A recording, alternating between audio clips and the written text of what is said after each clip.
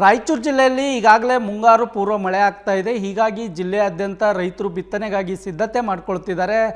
ಬಿತ್ತನೆಗಾಗಿ ಬಳಕೆ ಮಾಡುವಂಥ ಟ್ರ್ಯಾಕ್ಟರ್ ಓಡಿಸೋದೇ ಈಗ ರೈತರಿಗೆ ದೊಡ್ಡ ತಲೆನೋವಾಗಿದೆ ಅಂತ ಹೇಳ್ಬೋದು. ಯಾಕೆಂದರೆ ರಾಯಚೂರು ಜಿಲ್ಲೆಯಾದ್ಯಂತ ಇರುವಂಥ ಪೆಟ್ರೋಲ್ ಬಂಕ್ಗಳಲ್ಲಿ ಡೀಸೆಲ್ ಸಿಗ್ತಾ ಇಲ್ಲ.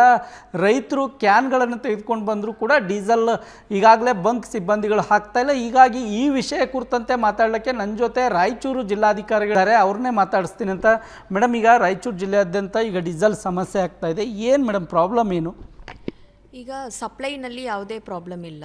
ಬಟ್ ಪ್ರಾಬ್ಲಮ್ ಏನಾಗ್ತಾ ಇತ್ತು, ಹಿಂದೆ ಈ ಬಂಕ್ಗಳಿಗೆಲ್ಲ ಕ್ರೆಡಿಟಲ್ಲಿ ಕೊಡ್ತಾ ಇದ್ರು. ಇವಾಗ ಔಟ್ರೈಟ್ ಪೇಮೆಂಟ್ ಮಾಡಿದರೆ ಮಾತ್ರ ಕೊಡ್ತೀನಿ ಅಂತ ಹೇಳ್ತಾ ಇದ್ದಾರೆ. ಸೊ ಏನಾಗಿದೆ, ಇವರು ಫುಲ್ ಸ್ಟಾಕ್ ಖಾಲಿ ಆದ ಮೇಲೆ ಮತ್ತೆ ಪೇಮೆಂಟ್ ಮಾಡಿ ತುಂಬಿಸ್ಲಿಕ್ಕೆ ಆ ಗ್ಯಾಪ್ 2 ದಿವಸ 3 ದಿವಸ ಏನು ಬೀಳ್ತಾ ಇತ್ತು ಅದನ್ನು ಇವತ್ತು ಪೆಟ್ರೋಲ್ ನಮ್ಮಲ್ಲಿ ಇಲ್ಲ ಅಂತ ಬೋರ್ಡನ್ನು ಡಿಸ್ಪ್ಲೇ ಮಾಡ್ತಾ ಇದ್ದಾರೆ. ಸೊ ಆಲ್ರೆಡಿ ನಮ್ಮಲ್ಲಿ ರೂಮರ್ಸ್ ಇದೆ, ಸ್ವಲ್ಪ ಫ್ಯೂಯಲ್ದು ಸಪ್ಲೈ ಶಾರ್ಟೇಜ್ ಇದೆ ಅಂತ ಹೇಳ್ಬಿಟ್ಟು. ಸೊ ಆ 2 ದಿವಸ 3 ದಿವಸ ಬಂದಾಗ ಜನರಲ್ಲಿ ಆತಂಕ ಬಂದುಬಿಡ್ತಾ ಇದೆ, ಒಂದು ವೇಳೆ ಇನ್ನು ಮುಂದೆ ಫ್ಯೂಯಲ್ ಸಿಗೋದ್ರಲ್ಲಿ ತುಂಬ ಇಶ್ಯೂಸ್ ಆಗ್ಬೋದು ಅಂತ. ಸೊ ಈಗಾಗಲೇ ಮೀಟಿಂಗ್ ಮಾಡಿ ಹೇಳಿದ್ದೀವಿ, ನಿಮ್ಮ ಸ್ಟಾಕ್ ಖಾಲಿ ಆಗಲಿಕ್ಕೆ ಅಟ್ಲೀಸ್ಟ್ 3 ದಿವಸಕ್ಕೆ ಮುಂಚೆನೇ ಪೇಮೆಂಟನ್ನು ಮಾಡಿಬಿಟ್ಟು ನೆಕ್ಸ್ಟ್ ಸ್ಟಾಕನ್ನು ತರಿಸ್ಕೊಳ್ಳಬೇಕು. ಯಾವುದೇ ಕಾರಣಕ್ಕೆ ಸಪ್ಲೈನಲ್ಲಿ ಗ್ಯಾಪನ್ನು ಕೊಡಬಾರದು ಅಂತ ಹೇಳಿಬಿಟ್ಟು. ಬಟ್ ಇವತ್ತು ಕೂಡ ಮತ್ತೆ ಕನ್ಫರ್ಮ್ ಮಾಡಿಕೊಂಡಿದ್ದೀವಿ, ಸಪ್ಲೈನಲ್ಲಿ ಯಾವುದೇ ಪ್ರಾಬ್ಲಮ್ ಇಲ್ಲ.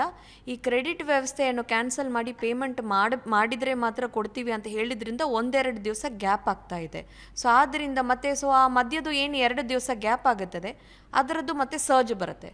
ಸೊ 3ನೇ ದಿವಸ ಫುಲ್ ಜನರು ಅಲ್ಲಿ ತುಂಬಿಬಿಡ್ತಾರೆ. ಸೊ ಅದು ಪ್ಯಾನಿಕನ್ನು ಕ್ರಿಯೇಟ್ ಮಾಡ್ತಾ ಇದೆ. ಮತ್ತೂ ಹೇಳ್ತಾ ಇದ್ದೀನಿ, ಸಪ್ಲೈ ಮಾಡೋಕ್ಕೆ ಏನೂ ಪ್ರಾಬ್ಲಮ್ ಇಲ್ಲ. ಈ ಸ್ವಲ್ಪ ಒಂದು ಸಿಸ್ಟಮ್ ಇಂದ ಇನ್ನೊಂದು ಸಿಸ್ಟಮ್ಗೆ ಹೋಗ್ಲಿಕ್ಕೆ ಈ ರಿಟೇಲ್ ಔಟ್ಲೆಟ್ಸ್ಗೆ ಸ್ವಲ್ಪ ಟೈಮ್ ಹಿಡಿತಾ ಇದೆ ಅಷ್ಟೇ. ರೈತರು ಕ್ಯಾನ್ಗಳು ತೆಗೆದುಕೊಂಡು ಬರ್ತಾ ಇದ್ದಾರೆ ಮೇಡಮ್ ಬಂಕ್ಗಳಿಗೆ. ಬಟ್ ಕ್ಯಾನ್ಗಳಲ್ಲಿ ನಾವು ಹಾಕಲ್ಲ ಅಂತೇಳಿ ಬಂಕ್ ಸಿಬ್ಬಂದಿಗಳು ಹೇಳ್ತಿದ್ದಾರೆ, ಬಂಕ್ ಮಾಲೀಕರು ಹೇಳ್ತಾ ಇದ್ದಾರೆ. ರೈತರು ಖಾಲಿ ಕ್ಯಾನ್ಗಳು ತೊಗೊಂಡು ವಾಪಸ್ ಹೋಗುವಂಥ ಸ್ಥಿತಿ ಇದೆ. ಏನಾರ ಜಿಲ್ಲಾಡಳಿತದಿಂದ ಆದೇಶ ಮಾಡುವಂಥದ್ದು, ಅವ್ರಿಗೆ ಇಷ್ಟು ಪ್ರಮಾಣದಲ್ಲಿ ನಾವು ಡೀಸೆಲ್ ಕೊಡ್ತೇವೆ ಅನ್ನುವಂಥದ್ದು ಏನಾದ್ರು ನಿರ್ಧಾರ ಆಗಿದೆಯಾ? ಈಗ ಆಲ್ರೆಡಿ ಕ್ಲಿಯರ್ ಆಗಿ ಹೇಳಿದ್ದೀವಿ, ಬಿಕಾಸ್ ಈಗ ತುಂಬ ಹೋರ್ಡಿಂಗ್ ಆ್ಯಂಡ್ ಡೈವರ್ಷನ್ ಇದ್ದಿದ್ದರಿಂದ ಕ್ಯಾನ್ಸ್ನಲ್ಲಿ ಡೀಸೆಲ್ ತುಂಬಿಸೋದನ್ನು ಕಂಟ್ರೋಲ್ ಮಾಡಬೇಕು ಅಂತ ಇತ್ತು. ಬಟ್ ಈಗಾಗಲೇ ತುಂಬ ನಮ್ಮ ಸಂಸ್ಥೆಗಳಿಂದ, ರೈತರ ಸಂಘಗಳಿಂದ ಅಥವಾ ನಮ್ಮ ರೈತರುಗಳಿಂದ ಕೂಡ ನಮಗೆ ಮನವಿ ಬರ್ತಾ ಇದೆ, ಟ್ರ್ಯಾಕ್ಟರ್ಸನ್ನು ಓಡಿಸಲಿಕ್ಕೆ ನಮಗೆ ಕ್ಯಾನಲ್ಲಿ ಫ್ಯೂಯಲ್ ಬೇಕು ಅಂತ ಹೇಳಿಬಿಟ್ಟು. ಸೊ ಅದರಿಂದ ದೊಡ್ಡ ಬ್ಯಾರಲ್ಸಲ್ಲಿ ಬೇಡ, ಬಟ್ ರೈತರು ಯಾರು ಬರ್ತಾ ಇದ್ದಾರೆ ಅವರ ಟ್ರ್ಯಾಕ್ಟರ್ಸ್ಗೆ ಡೀಸೆಲ್ ಬೇಕು ಅಂತ ಹೇಳ್ಬಿಟ್ಟು ಅವರಿಗೆ ಡೆಫಿನೆಟ್ಲಿ ತುಂಬಿಸಿ ಕಳಿಸ್ಬೇಕು ಅಂತ ಹೇಳಿದ್ದೇವೆ. ಬಟ್ ನಮಗೆ ಸಾರ್ವಜನಿಕರಲ್ಲಿ ಏನು ಮನವಿ ಅಂತ ಹೇಳಿದರೆ, ದಯವಿಟ್ಟು ನಿಮ್ಮ ಸೆಲ್ಫ್ ಕನ್ಸಂಪ್ಷನ್ಗೆ ಇವತ್ತಿಗೆ ನಾಳೆಗೆ ಎಷ್ಟು ಬೇಕೋ ಅಷ್ಟು ಮಾತ್ರ ತೊಗೊಂಡು ಹೋಗಿ.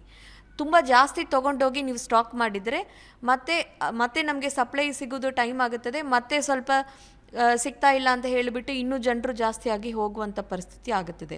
ಸೊ ಈಗ ರೈತರಿಗೆ ಕ್ಯಾನ್ಸ್ನಲ್ಲಿ ಕೊಡ್ತೇವೆ, ಬಟ್ ದೊಡ್ಡ ಬ್ಯಾರಲ್ಸ್ನಲ್ಲಿ ಕೊಡುವುದಿಲ್ಲ. ಆ ಥರ ಏನು ರೈತರು ತೊಗೊಂಡು ಹೋಗ್ತಾ ಇದ್ದೀರಾ ದಯವಿಟ್ಟು ನಿಮ್ಮ ಸೆಲ್ಫ್ ಕನ್ಸಂಪ್ಷನ್ಗೆ ಅಂತ ಬಳಸಿ. ಅದರಿಂದ ಏನಾದರೂ ಒಂದು ದಿವಸ ಆಗಬಾರ್ದು ಅಂತ ಹೇಳಿದ್ದೀವಿ.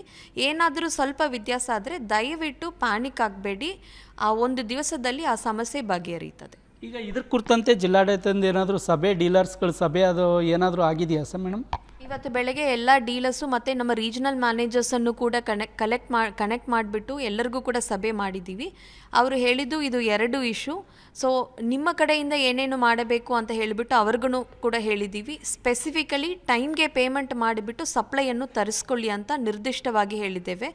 ಇನ್ನೊಂದಿದೆ, ಈ ಬಲ್ಕ್ ಕನ್ಸ್ಯೂಮರ್ಸ್ ಏನಿದ್ದಾರೆ ಅವರಿಗೆ ರಿಟೇಲ್ ಔಟ್ಲೆಟಲ್ಲಿ ಕೊಡಲ್ಲ. ಈಗ ಇಂಡಸ್ಟ್ರೀಸ್ ಅವರು ಇರ್ಬೋದು ಅಥವಾ ನಮ್ಮ ಈ NHಗಳಿಗೆ ಏನು ಬಲ್ಕ್ ಕನ್ಸ್ಯೂಮರ್ಸ್ ಇದ್ದಾರೆ ಅವರೆಲ್ಲ ದಯವಿಟ್ಟು ನಮ್ಮ ಡೈರೆಕ್ಟ್ ಸೇಲ್ ಔಟ್ಲೆಟ್ಸ್ ಇದೆ, ಅಲ್ಲಿಂದನೇ ಬಲ್ಕ್ ಕನ್ಸ್ಯೂಮರ್ಸ್ ತೊಗೊಳ್ಬೇಕಾಗತ್ತೆ. ದಯವಿಟ್ಟು ಅದನ್ನು ಕಟ್ಟುನಿಟ್ಟಾಗಿ ಪಾಲಿಸಿದರೆ ನಮ್ಮ ರೈತರಿಗೆ ಆಗಲಿ ಅಥವಾ ಪ್ರತಿನಿತ್ಯ ನಮ್ಮ ಸಾರ್ವಜನಿಕರು ಏನೋ ಹೋಗ್ತಾರೆ ಅವರಿಗೆ ಅನುಕೂಲ ಆಗುತ್ತದೆ. ಅದನ್ನು ಕೂಡ ರಿಟೇಲ್ ಔಟ್ಲೆಟ್ಸ್ಗೆ ನಿರ್ದಿಷ್ಟವಾಗಿ ಹೇಳಿದ್ದೇವೆ. ಈಗ ರೈತರು ಗೊಂದಲಕ್ಕೊಳಗಾಗಿದ್ದಾರಲ್ಲ, ಅವರಿಗೆ ಗೊಂದಲಕ್ಕೊಳಗಾಗೋದು ಬೇಡವಾ, ಹೇಗೆ ಮೇಡಮ್? ಬೇಡ. ಇದರ ಕುರಿತು ಈಗಾಗಲೇ ನಾವು ವಿವರವಾದ ಒಂದು ಪ್ರೆಸ್ ನೋಟನ್ನು ಕೂಡ ಇಶ್ಯೂ ಮಾಡ್ತಾ ಇದ್ದೀವಿ ಇವತ್ತು. ಇದು ರಾಯಚೂರು ಜಿಲ್ಲಾಧಿಕಾರಿಗಳಂತ ಪೂವಿಕಾ ಅವರು ಹೇಳುವಂಥ ಮಾತಾಗಿದೆ. ರಾಯಚೂರಿಂದ ಕ್ಯಾಮ್ರಾಮನ್ ಶ್ರೀನಿವಾಸ್ ಜೊತೆಗೆ ಜಗನ್ನಾಥ್ ಪೂಜಾರ್, ಏಷ್ಯಾನೆಟ್ ಸುವರ್ಣ ನ್ಯೂಸ್.